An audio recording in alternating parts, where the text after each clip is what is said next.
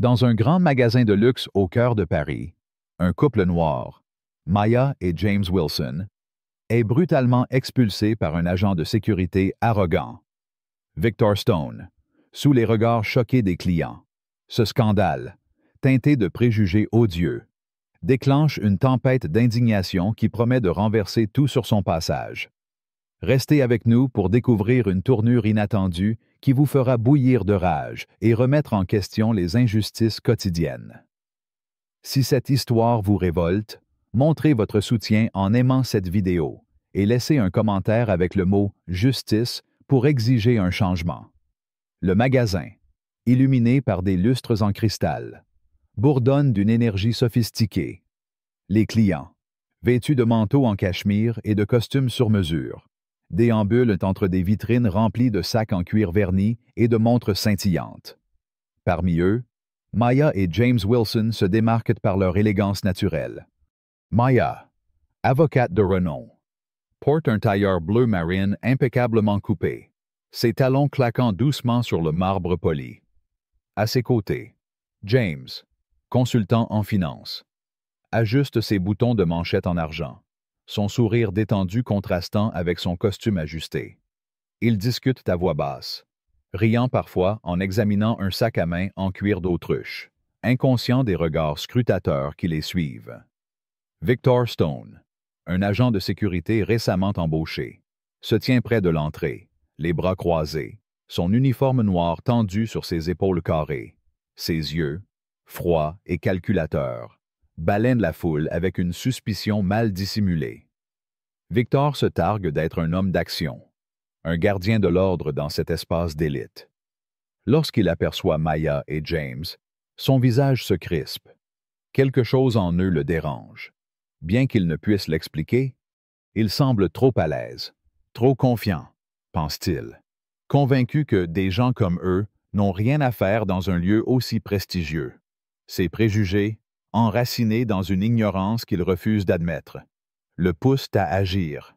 Sans hésiter, il s'avance vers eux, ses pas lourds résonnant comme une menace.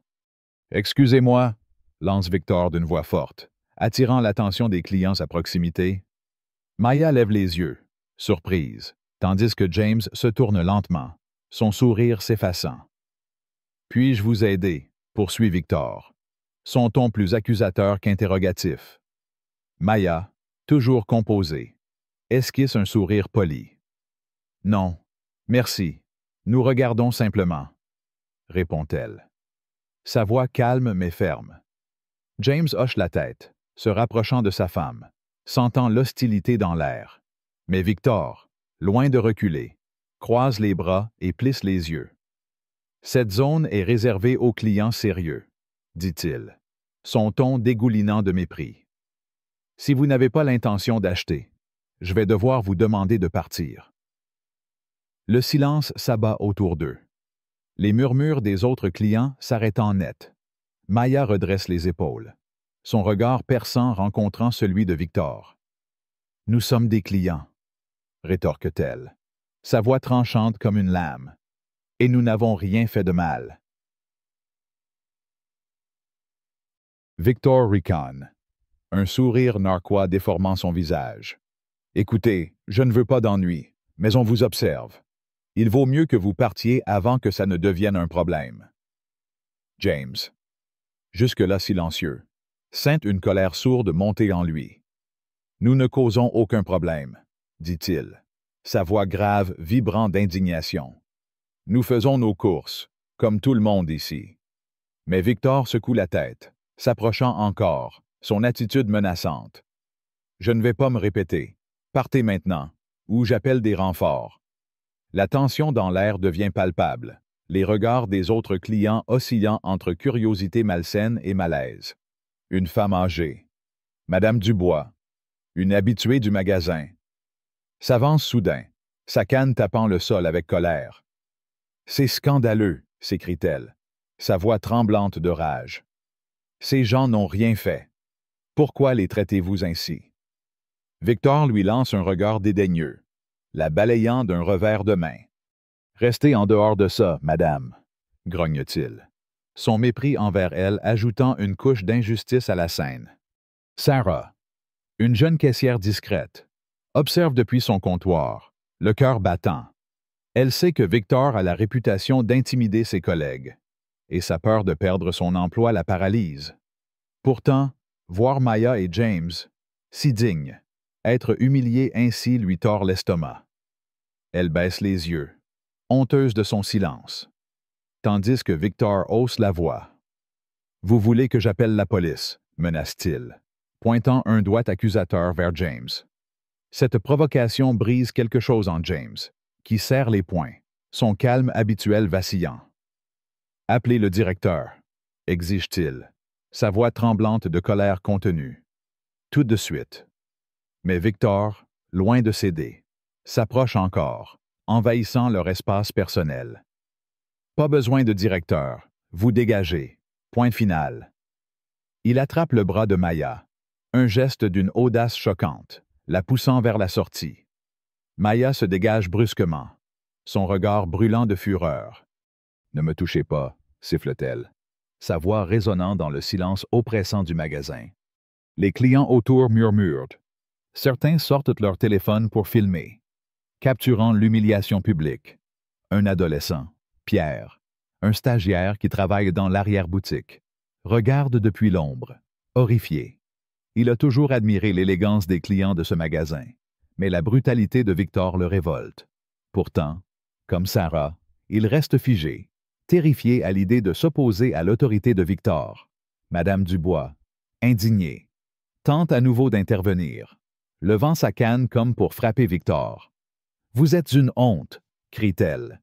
Mais Victor l'ignore, son attention fixée sur Maya et James. « Dehors, maintenant !» ordonne-t-il, sa voix tonnant comme un coup de marteau. James place une main protectrice sur l'épaule de Maya, son visage crispé par la rage. « Tu ne sais pas à qui tu t'adresses » murmure-t-il, sa voix basse mais chargée de menaces. Victor ricane à nouveau, ajustant son badge avec arrogance. « Je m'en fiche de qui vous êtes. Vous ne faites pas partie de ce monde. » Ces mots, cinglants comme une gifle, résonnent dans le magasin. Les clients, figés, échangent des regards choqués. Une femme, élégamment vêtue, murmure à son ami « C'est inacceptable. Comment ose-t-il » Mais personne n'ose s'interposer davantage, laissant Maya et James seuls face à cette injustice. Maya, les lèvres serrées, lutte pour garder son sang-froid. En tant qu'avocate, elle sait que perdre son calme ne ferait qu'aggraver la situation. Mais chaque fibre de son être hurle de révolte. James, quant à lui, sent une colère brûlante monter, une colère alimentée par des années d'expériences similaires, de regards méfiants et de jugements hâtifs. « Allons-y », murmure Maya à James, sa voix tremblante mais déterminée. « Ce n'est pas fini. » Il tourne les talons, la tête haute, traversant le magasin sous les regards des clients, dont certains baissent les yeux, honteux de leur passivité. Dehors, dans le froid mordant de Paris, ils s'arrêtent près de leur voiture, l'air chargé de tension. James frappe le volant du poing, son souffle court. « Comment ose-t-il » explose-t-il, sa voix rauque de frustration. « Nous humilier comme ça, devant tout le monde. » Maya, toujours composée mais les yeux brillants de colère, pose une main sur son bras. « Il va payer pour ça. James, » dit-elle, sa voix aussi tranchante qu'un rasoir. Elle sort son téléphone, ses doigts tapant rapidement un message. « À qui écris-tu » demande James, bien qu'il devine déjà la réponse. « Olivia Grant » répond Maya, ses yeux fixés sur l'écran. Olivia, amie proche et directrice régionale de la chaîne de magasins, est une femme d'influence, connue pour son intégrité et son aversion pour l'injustice. Elle est à la boutique phare ce soir. Elle veut qu'on la rejoigne. Pendant ce temps, à l'intérieur, Victor retourne à son poste, un sourire satisfait sur le visage. Il ajuste son uniforme, savourant son sentiment de pouvoir. Sarah, toujours derrière son comptoir, sent une boule dans sa gorge. Elle sait qu'elle aurait dû parler, intervenir. Mais la peur l'a clouée sur place. Pierre, le stagiaire, s'approche timidement d'elle, ses mains tremblantes. « C'était horrible », murmure-t-il. Pourquoi personne n'a rien fait? Sarah baisse les yeux, incapable de répondre. De son côté, Madame Dubois, furieuse, s'adresse à une autre cliente, une femme d'affaires nommée Claire, qui acquiesce. Tout aussi indignée. « Ce magasin va entendre parler de moi », déclare Madame Dubois, sa voix vibrant de colère. « Traiter des clients comme des criminels, c'est intolérable. » Claire hoche la tête, sort son téléphone et commence à rédiger un courriel à la direction, déterminée à faire entendre sa voix. Victor, inconscient du raz-de-marée qu'il vient de déclencher, s'appuie contre le mur près de l'entrée, consultant son téléphone avec nonchalance. Il lance un regard à Sarah, qui détourne rapidement les yeux. « Faut garder le contrôle », marmonne-t-il, assez fort pour qu'elle l'entende. « Les standards, ça compte. » Mais son assurance vacille légèrement lorsqu'il remarque les regards hostiles des clients autour de lui. Une femme, tenant un sac de marque, murmure à son mari. C'est ce genre de comportement qui détruit la réputation d'un lieu comme celui-ci. Victor hausse les épaules, feignant l'indifférence. Mais un malaise commence à s'insinuer en lui. Il ne sait pas encore que Maya a déjà contacté Olivia et que cette dernière est en route, sa voiture filant à travers les rues illuminées de Paris, son visage fermé par une colère froide. Dans la voiture des Wilson, le silence est lourd. Maya, les mains crispées sur son téléphone, relit le message d'Olivia. « Je suis là dans 20 minutes.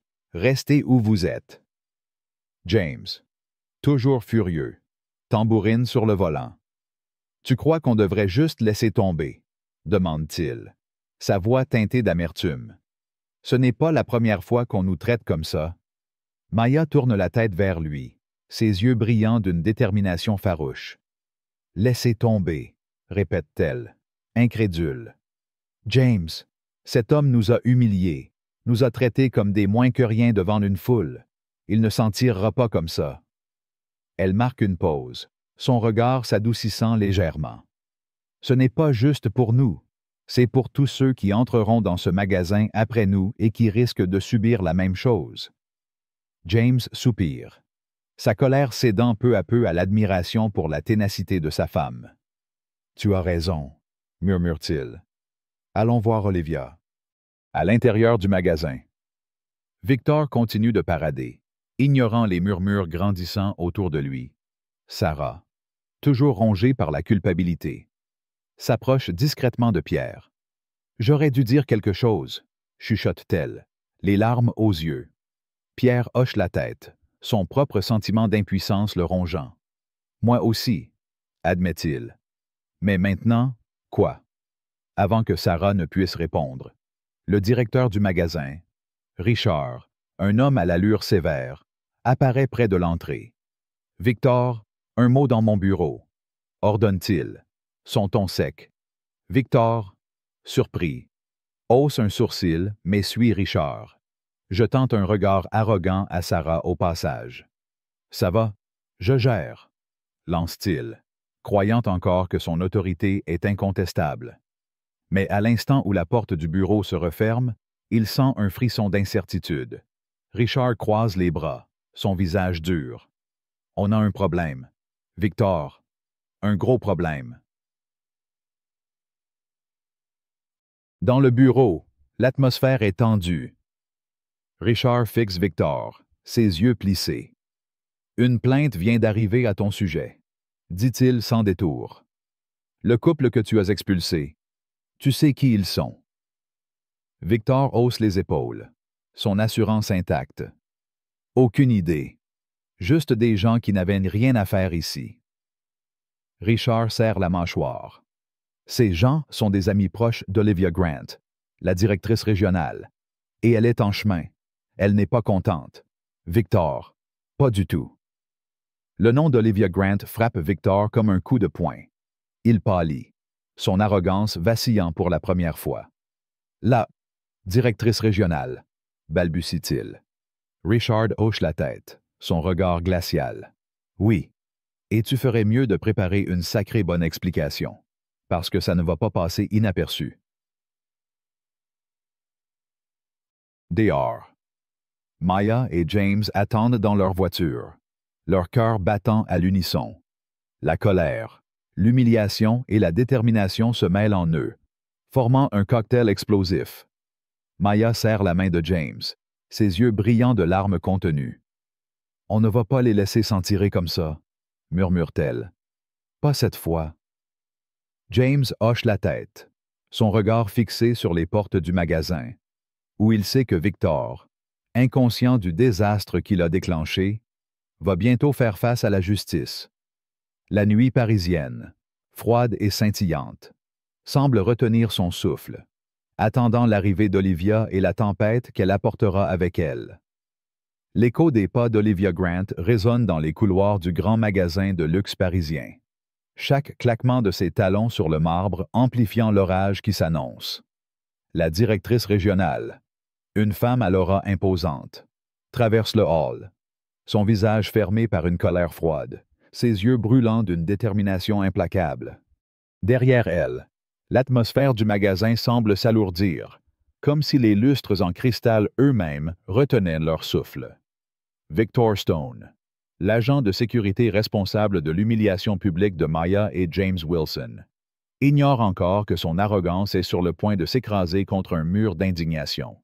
Dans le bureau du directeur Richard, Victor se tient droit, son sourire narquois à peine dissimulé, convaincu qu'il pourra se tirer de cette situation avec quelques excuses bien placées. Mais ce qu'il ne sait pas, c'est que la tempête déclenchée par ses actes dépasse déjà les murs du magasin. Portée par une vidéo virale capturée par un jeune employé, Jamal, et une vague d'outrage public qui menace d'engloutir la réputation de l'établissement. Si cette injustice vous met en rage, montrez votre soutien en aimant cette histoire et laissez un commentaire avec le mot « justice » pour exiger des comptes. Dans le bureau, l'air est étouffant. Richard, le directeur du magasin, se tient derrière son bureau, les bras croisés, son visage crispé par une tension qu'il peine à dissimuler. Victor, toujours vêtu de son uniforme noir, se balance légèrement sur ses talons, feignant la décontraction.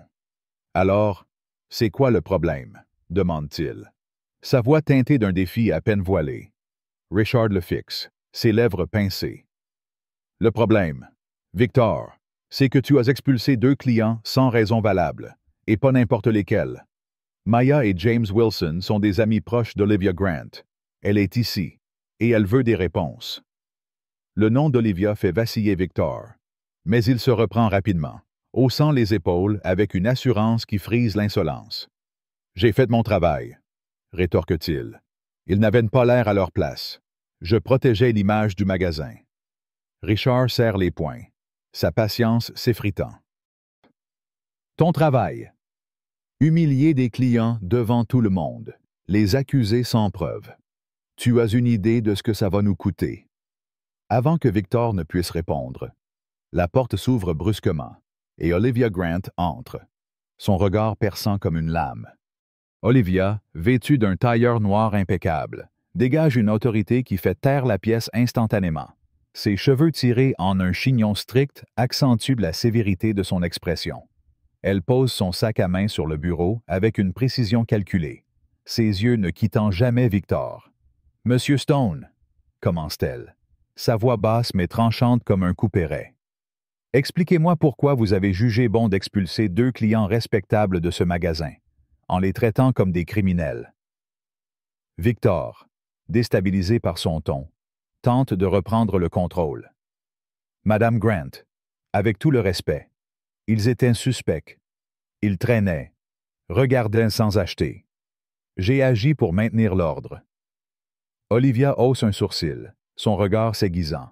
« Suspects, » répète-t-elle, sa voix dégoulinant de mépris. Ils regardaient un sac à main, comme tous les autres clients ici. Et vous, sans la moindre preuve, avez décidé qu'il ne correspondait pas à l'image du magasin. Dites-moi, Victor, sur quoi vous êtes-vous basé pour faire ce jugement, leur comportement ou autre chose? La question flotte dans l'air, lourde de sous-entendus. Victor, sentant le piège, hésite, ses joues rougissant légèrement. Je ne juge pas les gens comme ça, marmonne-t-il, évitant son regard. Mais Olivia n'est pas dupe. Elle tapote l'écran de sa tablette et tourne l'appareil vers Victor, révélant une vidéo de surveillance. Les images sont claires. Maya et James, élégants et calmes, discutent tranquillement près d'une vitrine. Puis Victor s'approche, son langage corporel agressif, son doigt pointé, sa voix forte attirant l'attention des clients. « Regardez bien, » dit Olivia Hack, son ton glacial. « Voici 2 clients qui font leur course, sans déranger personne, et voici vous, les accusant sans fondement, les humiliant devant une foule. » Victor ouvre la bouche pour protester, mais Olivia lève une main, le coupant net. « Pas un mot. Vous avez franchi une ligne, et ce magasin ne tolère pas ce genre de comportement. » Richard, mal à l'aise, intervient timidement. « Olivia, Victor est nouveau. Peut-être qu'une mise à pied. » Mais Olivia le coupe d'un regard qui le fait taire. « Richard, ton silence jusqu'à maintenant fait partie du problème. Tu savais que Victor avait des antécédents de plainte pour son attitude, et tu as laissé faire, ça s'arrête ici. » Pendant ce temps, à l'extérieur du magasin, Maya et James attendent dans un salon privé du flagship store, leur visage marqué par une colère contenue. Maya, les bras croisés, fixe un point invisible, ses pensées bouillonnant. James, habituellement posé, arpente la pièce, incapable de rester immobile. Cet homme nous a traités comme des voleurs. Maya, grogne-t-il, sa voix tremblante de rage.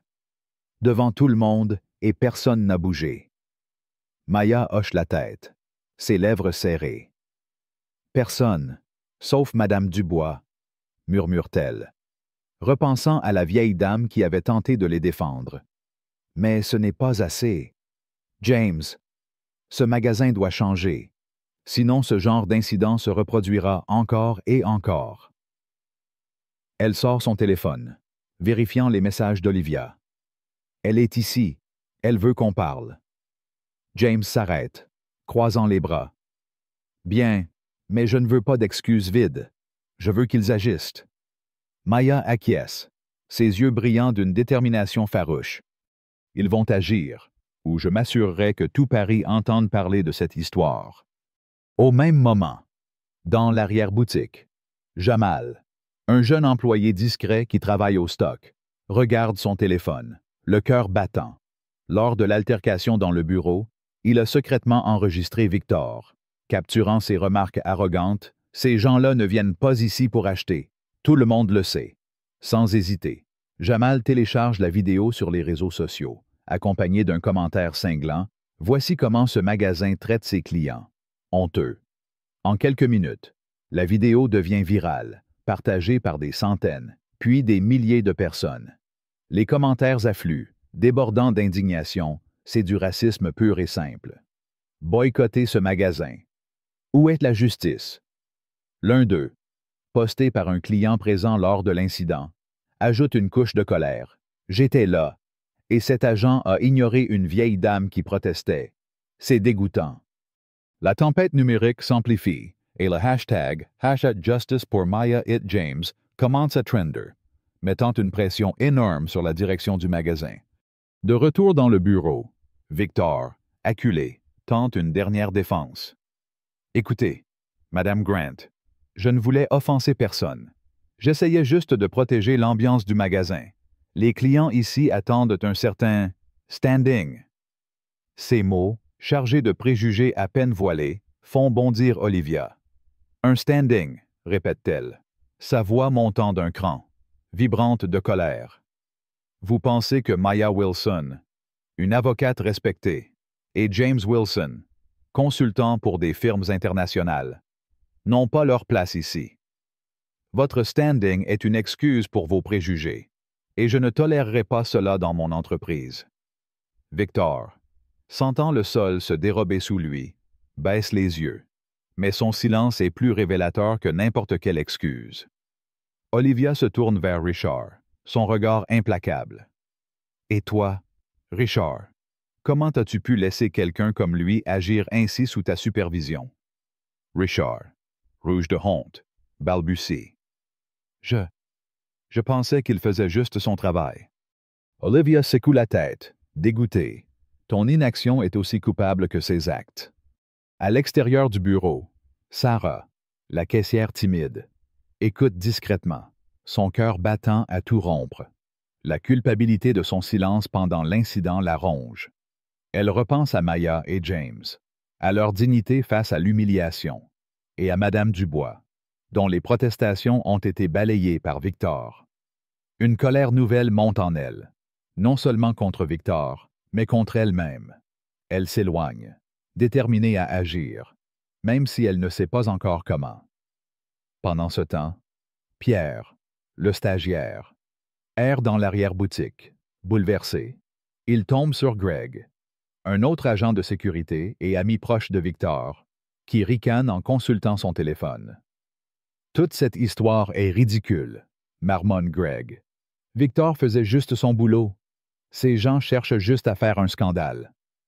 Pierre, choqué par son insensibilité, sent une vague de rage l'envahir.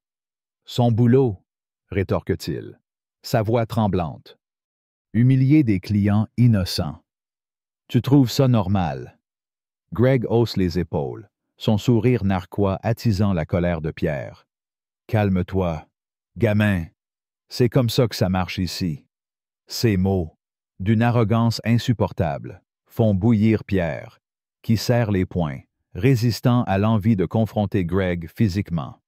Dans le salon privé, Olivia rejoint Maya et James, son visage adouci par une sincérité rare.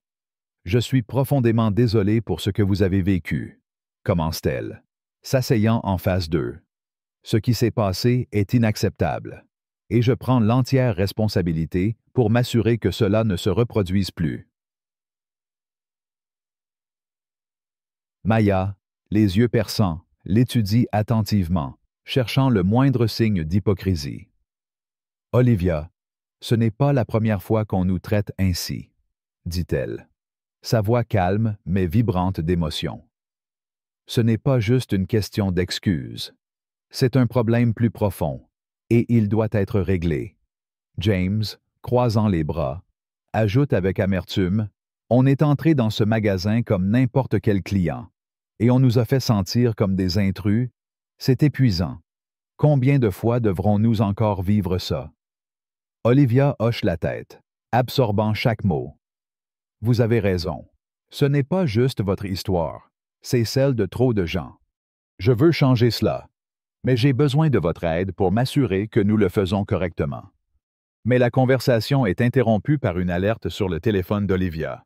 Elle fronce les sourcils en lisant un message de son équipe de communication. « La vidéo de l'incident est partout sur les réseaux, » murmure-t-elle, montrant l'écran à Maya et James. La vidéo de Jamal, montrant Victor dans le bureau. Ricane et défend ses actions. A atteint des millions de vues. Les commentaires sont un torrent de rage. Cet homme est une honte. Ce magasin doit rendre des comptes. Justice pour Maya et James.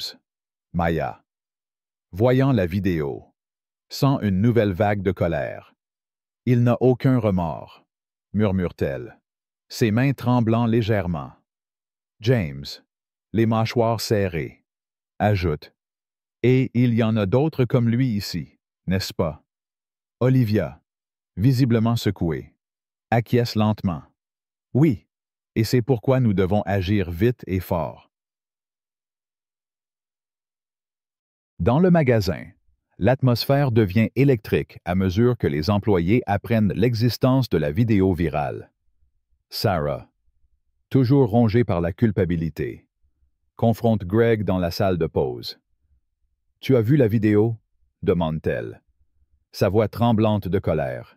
« Victor a traité ces gens comme des moins que rien, et tu continues de le défendre. » Greg ricane, croisant les bras. Il faisait son boulot. Sarah, tu es trop sensible. Ces mots, d'une arrogance insupportable, font exploser Sarah. Son boulot humilier des gens innocents. Tu es aussi coupable que lui si tu penses que c'est normal, crie-t-elle, attirant l'attention des autres employés. Greg, pris de court, rougit mais refuse de céder. Tu verras, ils vont tous oublier ça dans une semaine, marmonne-t-il avant de s'éloigner, laissant Sarah tremblante de rage et de frustration. Pendant ce temps, Olivia retourne au bureau, où Victor attend toujours, son assurance ébranlée mais pas brisée. « Monsieur Stone, » dit-elle, sa voix aussi froide que l'acier. « Vous êtes licencié, avec effet immédiat. Nettoyez votre casier et quittez les lieux. La sécurité vous escortera si nécessaire. » Victor blêmit, son arrogance s'effondrant comme un château de cartes. « Vous ne pouvez pas faire ça, » bégaye-t-il. « J'ai juste fait mon travail. » Olivia le coupe, sa voix tonnant. « Votre travail était de protéger les clients, pas de les chasser à cause de vos préjugés. Sortez, maintenant. » Victor, humilié, sort en trombe, ses pas lourds résonnant dans le couloir. Les employés, alertés par la rumeur, échangent des regards choqués. Certains, comme Greg, murmurent leur soutien à Victor, tandis que d'autres, comme Pierre, sentent une lueur d'espoir peut-être que justice sera faite. Mais l'histoire ne s'arrête pas là. Alors que Victor quitte le magasin, la tête basse, la vidéo virale continue de faire des vagues. Les médias locaux s'emparent de l'histoire, avec des titres cinglants, scandale dans un grand magasin parisien racisme ou erreur de jugement. Les réseaux sociaux s'enflamment, et le hashtag #Justice pour Maya et James domine les tendances. Olivia, consciente de l'ampleur de la crise, convoque une réunion d'urgence avec son équipe de direction. « Ce n'est pas juste une question de licencier Victor, » déclare-t-elle, son ton ferme. « C'est un problème systémique. Nous devons agir, et vite, ou ce magasin ne s'en relèvera pas. » Richard, toujours mal à l'aise, hoche la tête, mais son hésitation est palpable. « Et si le public pense que c'est juste une opération de relations publiques, demande-t-il. Olivia le fixe, ses yeux brillants d'une détermination inébranlable. « Alors nous prouverons que ce n'est pas le cas. Nous allons changer, et nous allons le faire correctement. » Dans le salon privé, Maya et James reçoivent un appel d'Olivia, qui leur explique les mesures immédiates, le licenciement de Victor et le lancement d'un programme de formation contre les préjugés. Mais Maya, toujours méfiante, insiste, ce n'est pas assez. Olivia, licencier un homme ne change pas une culture. Nous voulons voir des actions concrètes. James, croisant les bras, ajoute, et nous voulons que cela serve d'exemple. Plus personne ne devrait subir ce que nous avons vécu. Olivia, impressionnée par leur détermination, acquiesce. Je vous promets que ce n'est que le début. Restez avec nous et aidez-nous à faire mieux. Maya et James échangent un regard, leur colère mêlée d'un espoir prudent. Ils savent que le combat est loin d'être terminé, mais l'indignation publique et l'action d'Olivia leur donnent une lueur d'espoir.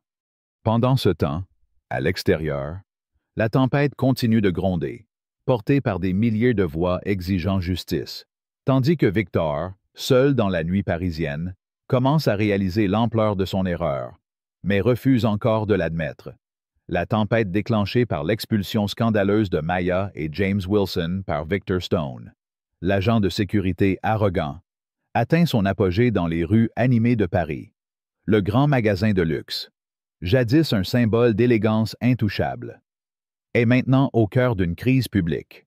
Son image ternie par une vidéo virale et un hashtag #Justice pour Maya et James qui enflamme les réseaux sociaux.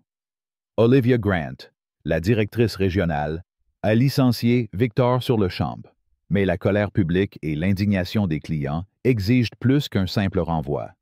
Alors que Maya et James se tiennent prêts à pousser pour un changement systémique.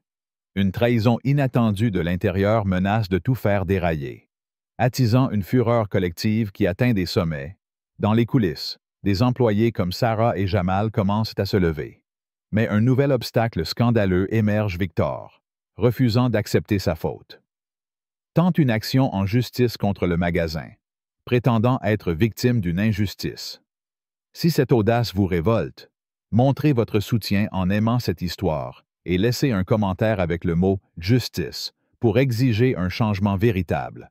Le lendemain matin, le magasin ouvre ses portes sous un ciel gris, mais l'atmosphère à l'intérieur est électrique, chargée de tension et d'espoir mêlés. Olivia, déterminée à transformer cette crise en une opportunité de changement, réunit son équipe de direction dans la grande salle de conférence. Les lustres scintillent au-dessus, mais leur éclat semble terni par la gravité du moment. Ce qui s'est passé avec Victor n'est pas un incident isolé, déclare-t-elle, sa voix ferme et vibrante d'une colère contenue. C'est le symptôme d'une culture qui a trop longtemps fermé les yeux sur les préjugés. Nous allons changer cela, dès aujourd'hui. Elle dévoile un plan ambitieux des formations obligatoires sur les biais inconscients pour tous les employés, un système de signalement anonyme pour les clients et le personnel, et une révision complète des pratiques d'embauche pour promouvoir la diversité. Les managers échangent des regards, certains impressionnés, d'autres sceptiques. Richard, le directeur du magasin, toujours mal à l'aise après son inaction initiale, ose une question. Olivia, tout cela est ambitieux, mais le public va-t-il y croire? Les réseaux sociaux nous massacrent. Olivia le fixe, ses yeux brillants d'une détermination inflexible.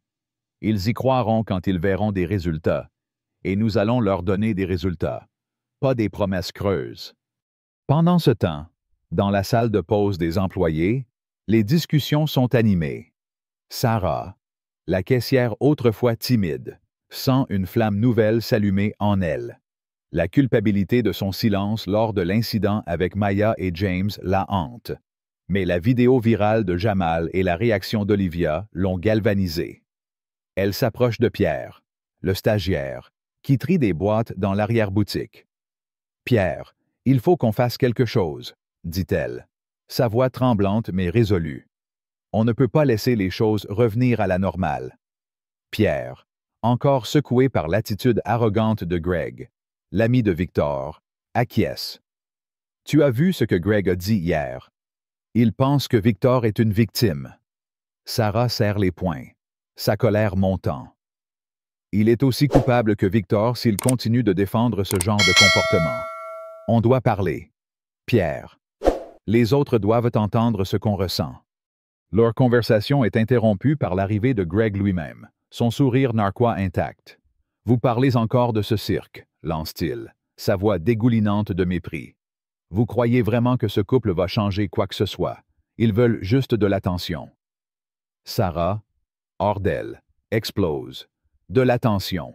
Ils ont été humiliés devant tout le monde. Et toi, tu défends un homme qui a traité des clients comme des criminels. Tu me dégoûtes. Greg, pris de court, rougit mais refuse de céder. Vous verrez. Tout ça va s'essouffler, marmonne-t-il avant de s'éloigner, laissant Sarah et Pierre bouillir de rage. Dans un salon privé du magasin Phare, Maya et James rencontrent Olivia pour discuter des prochaines étapes. L'atmosphère est tendue, leur visage marqué par une colère qui ne s'est pas apaisée. Maya, les bras croisés, fixe Olivia avec un regard perçant. Licencier Victor était un début, mais ce n'est pas suffisant, dit-elle, sa voix tranchante. Ce magasin a une culture qui permet à des gens comme lui d'agir sans conséquence. Qu'allez-vous faire pour que cela change vraiment? James, appuyé contre le mur, ajoute avec amertume, « On nous a fait sentir comme des intrus dans un endroit où nous avions tous les droits d'être. Et je parie que d'autres employés pensent comme Victor. » Olivia hoche la tête, absorbant leurs paroles. « Vous avez raison, » répond-elle, son ton sérieux. « C'est pourquoi je veux votre aide. Je veux que vous participiez à un panel public avec nos employés. Vos voix doivent être entendues, pas seulement par moi, mais par tout le personnel. » Maya échange un regard avec James, sa méfiance palpable. « Un panel, » répète-t-elle. « Si c'est juste pour faire bonne figure, nous ne sommes pas intéressés. » Olivia secoue la tête, sa sincérité évidente. Ce n'est pas pour les apparences, c'est pour changer les mentalités. Et cela commence par des conversations honnêtes. Mais alors que le magasin se prépare pour le panel, une nouvelle secousse aggrave la crise. Greg, toujours loyal à Victor, commence à répandre des rumeurs malveillantes parmi les employés. Lors d'une pause, il s'adresse à un groupe de collègues, sa voix basse mais venimeuse. Vous savez, ce couple, Maya et James. Ils ne sont pas si innocents. J'ai entendu dire qu'ils cherchaient à faire un scandale pour extorquer de l'argent au magasin. Ces mots, d'une malveillance choquante, se propagent comme une traînée de poudre, semant le doute parmi certains employés moins informés. Sarah, qui surprend la conversation, sent une vague de fureur l'envahir. « Tu mens !» crie-t-elle, attirant l'attention de tous dans la salle de pause. « Tu n'as aucune preuve. Greg, tu essaies juste de salir leur nom pour protéger ton ami. » Greg ricane. Mais son assurance vacille face à la colère de Sarah. « Calme-toi. Sarah, tu ne sais pas de quoi tu parles. » Mais Sarah, portée par une indignation nouvelle, refuse de se taire. « Non, c'est toi qui vas te taire. Tu es pathétique de défendre un homme qui a humilié des gens sans raison. » La confrontation attire l'attention de Pierre, qui, sans hésiter, sort son téléphone et enregistre discrètement les propos de Greg, sentant que cette trahison pourrait être cruciale. Le jour du panel arrive, et la salle de conférence du magasin est transformée en un espace solennel. Des rangées de chaises sont alignées face à une petite scène, où des caméras discrètes enregistrent l'événement pour un usage interne. Les employés entrent, un mélange de curiosité et de tension dans l'air. Certains, comme Sarah et Pierre, sont impatients d'entendre Maya et James, tandis que d'autres, influencés par les rumeurs de Greg, murmurent avec scepticisme. Olivia monte sur scène, son allure imposante calmant la foule. Aujourd'hui, nous avons l'honneur d'accueillir Maya et James Wilson. Commence-t-elle, sa voix résonnant avec autorité. Leur courage à partager leur histoire est un cadeau, et je vous demande de les écouter avec des esprits ouverts et des cœurs sincères. Maya prend la parole en premier, sa voix calme mais puissante, chaque mot chargé d'une émotion brute. « Ce qui nous est arrivé n'était pas une surprise, dit-elle, ses yeux balayant la salle. Ce n'était pas la première fois qu'on nous jugeait pour notre apparence plutôt que pour qui nous sommes. Mais ce qui fait mal, c'est d'être humiliés publiquement, devant des gens qui n'ont rien fait pour nous défendre. » Ces mots frappent comme une gifle, et plusieurs employés baissent les yeux. Honteux. James, prenant la parole à son tour. « Ne mâche pas ces mots. » Robs. « J'en ai assez de me sentir comme un suspect partout où je vais, » dit-il, sa voix vibrante de colère. « Nous sommes entrés dans ce magasin comme des clients, et nous sommes sortis en nous sentant comme des criminels. Ce n'est pas juste un mauvais service, c'est une injustice profonde. Et nous ne sommes pas les seuls à l'avoir vécu. » La salle est silencieuse, le poids de ses paroles écrasant. Madame Dubois, la cliente âgée qui avait protesté lors de l'incident, est invitée à parler. Elle se lève, sa canne tremblant légèrement, et sa voix résonne avec une indignation vibrante. « J'étais là, » dit-elle, les larmes aux yeux. « J'ai vu cet homme les traiter comme des moins que rien, et j'ai essayé de parler, mais il m'a ignoré. J'ai eu honte de ne pas avoir fait plus. » Son aveu, poignant, déclenche des murmures émus dans la foule, et même les plus sceptiques commencent à vaciller. Mais la tension monte lorsqu'un employé, influencé par Greg, pose une question provocatrice. « Comment pouvons-nous être sûrs que vous n'exagérez pas pour attirer l'attention? » La salle retient son souffle, et la colère de Maya explose. « Exagérer », répète-t-elle, sa voix tremblante de rage. « Vous pensez que nous avons voulu être humiliés devant une foule, que nous avons voulu être traités comme des intrus dans un endroit où nous dépensions notre argent. Votre question est une insulte, et elle prouve pourquoi nous sommes ici aujourd'hui. » James pose une main sur son épaule, son regard brûlant fixé sur l'employé. « Vous devriez avoir honte, » dit-il, sa voix basse mais tranchante. et ce magasin devrait avoir honte d'avoir laissé des gens comme Victor et ses complices prospérer. L'employé, rouge de honte, se rassied. Et un silence lourd s'installe. Sarah, incapable de se retenir, se lève soudain. « Je dois dire quelque chose », déclare-t-elle, sa voix tremblante mais déterminée. « J'étais là, et je n'ai rien fait. J'ai laissé Victor les humilier, et je m'en veux tous les jours. Mais je refuse de rester silencieuse maintenant. Ce qui s'est passé était mal, et nous devons tous changer, moi y compris. » Son aveu, brut et honnête, déclenche une vague d'applaudissements spontanés, et Pierre, inspiré, lève la main. « Moi aussi, j'ai eu peur de parler », admet-il. Mais grâce à Maya et James, je comprends maintenant qu'on ne peut pas se taire face à l'injustice. La salle, émue, applaudit à nouveau. Et Olivia, observant depuis la scène, sent une lueur d'espoir s'allumer en elle. Mais l'ambiance est brisée par un coup de théâtre. Pierre, déterminé à exposer la trahison de Greg, prend la parole. « Il y a quelqu'un ici qui essaie de saboter cet effort, » dit-il, sa voix tremblante de colère. Il sort son téléphone et diffuse l'enregistrement de Greg répandant des rumeurs sur Maya et James. Les murmures choqués emplissent la salle, et Greg, assis au fond, blêmi. « Ce n'est pas vrai, » crie-t-il, mais Olivia, furieuse, monte sur scène. « Monsieur Dupont, » dit-elle, sa voix glaciale, « vous êtes suspendu jusqu'à nouvel ordre, vos actions sont inacceptables, et nous enquêterons sur cette affaire. » Greg, humilié, sort précipitamment, sous les regards accusateurs de ses collègues.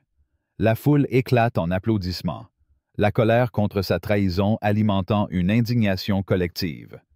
Alors que le panel se termine, une nouvelle choquante arrive. Victor a intenté une action en justice contre le magasin, affirmant qu'il a été licencié à tort pour avoir suivi son instinct. La nouvelle, diffusée par un journal local, provoque une vague de fureur parmi les employés et les clients.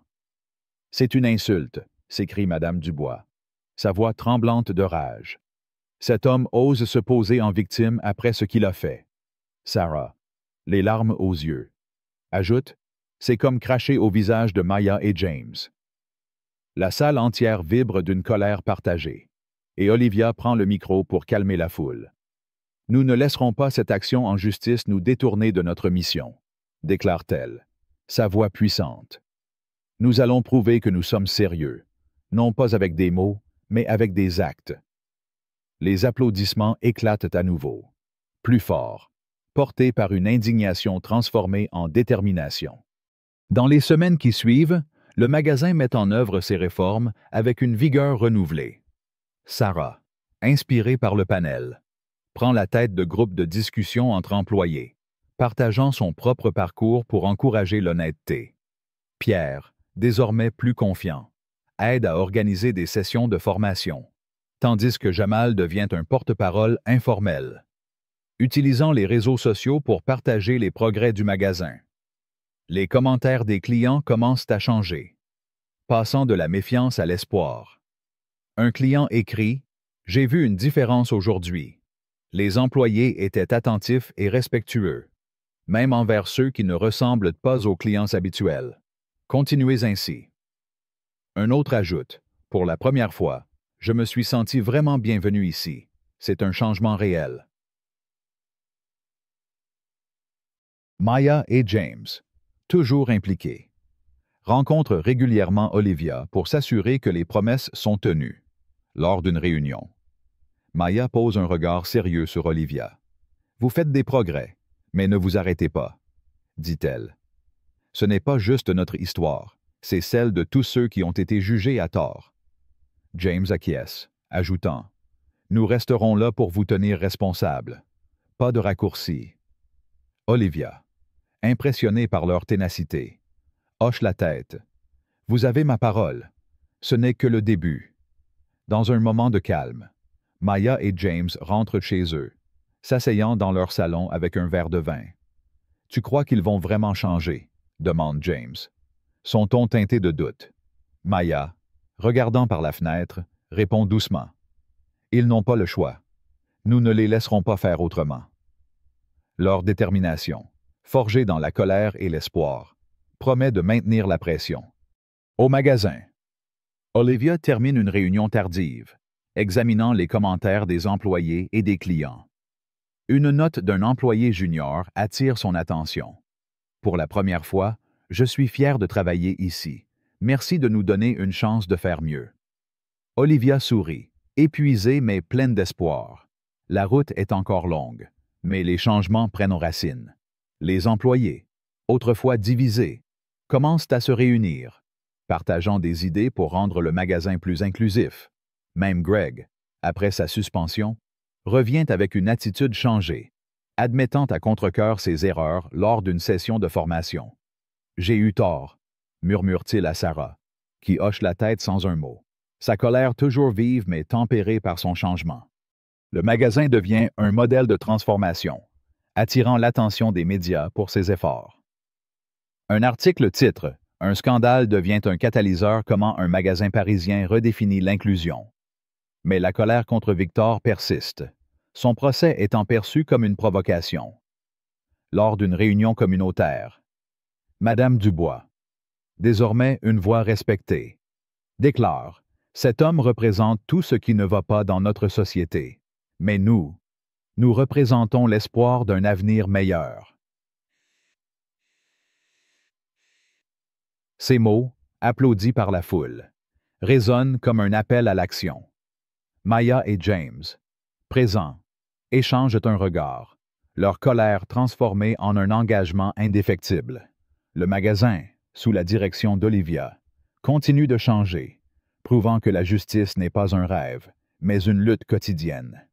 Alors que les lumières du magasin s'éteignent pour la nuit, Paris brille au loin, portant l'écho d'une révolution silencieuse, alimentée par une indignation collective et une volonté de ne jamais céder. L'histoire de Maya et James Wilson, expulsés d'un grand magasin parisien par un agent de sécurité arrogant, Victor Stone, est bien plus qu'un simple incident isolé. C'est une illustration poignante des préjugés profondément enracinés qui persistent dans nos sociétés, même dans des espaces aussi sophistiqués qu'un magasin de luxe. En tant que Français, où l'élégance, la justice et l'égalité sont des valeurs chères à notre culture. Cette histoire résonne avec une force particulière, suscitant une indignation légitime, mais aussi une réflexion essentielle sur nos propres comportements et responsabilités. À travers cette analyse, je partagerai mes sentiments face à cette injustice, les leçons qu'elle nous enseigne et comment nous pouvons les appliquer dans nos vies quotidiennes, tout en respectant l'esprit français d'introspection, de dialogue et de quête d'un monde plus juste. Tout d'abord, l'histoire provoque une colère viscérale. L'humiliation publique de Maya et James, traités comme des intrus dans un lieu où ils avaient tous les droits d'être, est insupportable. La scène où Victor, avec un mépris flagrant, les accuse de ne pas appartenir à cet espace de luxe, résonne comme une gifle pour quiconque valorise l'égalité et la dignité humaine. En France, où la devise « Liberté, égalité, fraternité » guide notre identité. Un tel comportement choque profondément. Ce n'est pas seulement l'acte de Victor qui révolte, mais aussi le silence initial des témoins, comme Sarah, la caissière, ou Pierre, le stagiaire, qui, par peur ou hésitation, n'ont pas agi immédiatement. Cette passivité, si humaine soit-elle, reflète une réalité troublante face à l'injustice. Combien d'entre nous restent silencieux? Par crainte des conséquences ou par habitude? Ce constat m'a bouleversé, car il nous oblige à nous interroger sur notre propre courage face à des situations similaires. Cependant, l'histoire ne se limite pas à l'indignation. Elle offre aussi une lueur d'espoir à travers l'action décisive d'Olivia Grant, la directrice régionale, et la résilience de Maya et James. Leur refus de se taire, leur volonté de transformer une expérience humiliante en un catalyseur pour le changement, incarnent l'esprit français de résistance et de quête de justice. La décision d'Olivia de licencier Victor et de lancer des réformes systémiques, comme les formations contre les biais inconscients, montre qu'un leadership éclairé peut faire la différence. De même, la transformation de Sarah, qui passe de la passivité à l'engagement actif, et de Jamal, qui expose la vérité grâce à sa vidéo, illustre le pouvoir des individus ordinaires à changer les choses. Ces éléments m'ont inspiré, car ils rappellent que le changement commence souvent par une seule voie, un seul acte de courage, même dans un contexte aussi structuré qu'une entreprise française. Une leçon clé que je tire de cette histoire est l'importance de reconnaître et de confronter nos propres préjugés. En France, nous aimons nous considérer comme une nation progressiste, mais l'histoire de Maya et James montre que les biais, même inconscients, persistent dans nos interactions quotidiennes. Victor n'a pas agi par malveillance explicite, mais par une série d'assumptions infondées sur l'apparence et la place des autres. Cela nous pousse à réfléchir combien de fois avons-nous, sans le vouloir, jugé quelqu'un sur son apparence, son accent ou son style. Cette introspection, si chère à la culture française où la réflexion philosophique est valorisée, est essentielle pour grandir en tant qu'individu et en tant que société. Nous devons apprendre à questionner nos instincts immédiats et à les confronter à la réalité, en nous demandant « Pourquoi ai-je pensé cela? Est-ce juste? » Une autre leçon précieuse est le pouvoir de la solidarité. L'intervention de Madame Dubois, bien que vaine sur le moment, et la vidéo virale de Jamal ont amplifié la voix de Maya et James, transformant une injustice personnelle en un mouvement collectif. En France, où les manifestations et les mouvements citoyens sont une tradition. Cette dynamique résonne profondément. Elle nous rappelle que la justice n'est pas seulement une affaire individuelle, mais une responsabilité partagée. Nous pouvons appliquer cela dans nos vies en soutenant ceux qui sont injustement traités, que ce soit en intervenant directement, comme Madame Dubois, ou en amplifiant leur voix, comme Jamal. Cela peut être aussi simple que de signaler un comportement inapproprié au travail ou de défendre un collègue marginalisé lors d'une réunion. Enfin, l'histoire souligne l'importance de la persévérance face aux obstacles. La tentative de Victor de poursuivre le magasin en justice, un acte d'une audace scandaleuse, et les rumeurs malveillantes de Greg montrent que le changement rencontre toujours de la résistance. Pourtant, la détermination de Maya, James et Olivia à tenir le magasin responsable prouvaient que la persévérance peut surmonter ces obstacles. Dans notre vie quotidienne, cela signifie ne pas se décourager face aux défis, qu'il s'agisse de confronter des injustices dans notre communauté ou de pousser pour des changements dans nos lieux de travail. En France, où le débat et l'engagement civique sont valorisés, nous pouvons nous inspirer de cette ténacité pour défendre ce qui est juste, même lorsque cela semble difficile. Pour appliquer ces leçons, nous pouvons commencer par de petits gestes, écouter activement ceux qui partagent leurs expériences de discrimination, questionner nos propres jugements hâtifs et soutenir les initiatives qui promeuvent l'inclusion, comme les formations ou les discussions communautaires. Dans un pays où la culture du dialogue est si forte, organiser des espaces pour des conversations honnêtes sur les préjugés peut être un premier pas puissant. Par exemple, au travail, nous pouvons proposer des ateliers sur la diversité ou encourager des politiques qui garantissent l'équité.